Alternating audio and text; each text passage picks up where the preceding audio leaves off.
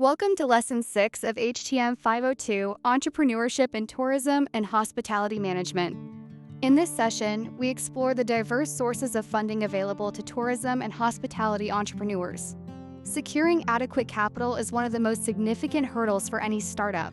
And in tourism, this challenge is magnified by the capital-intensive nature of many ventures and the high perceived risk due to seasonality and economic volatility. Funding sources are broadly categorized into internal and external, and can be classified as debt financing, borrowed capital that must be repaid with interest, or equity financing, capital raised in exchange for a share of ownership.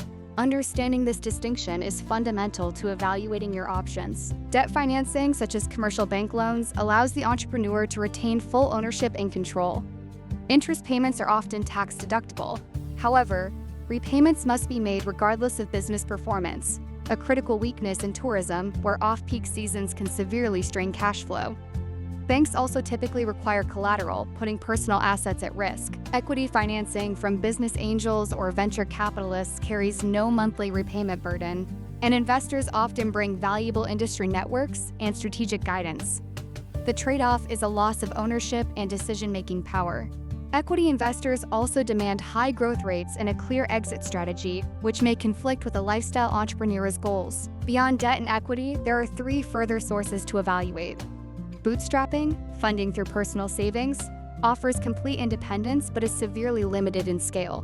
Government grants provide non-repayable capital but are highly competitive with strict eligibility criteria.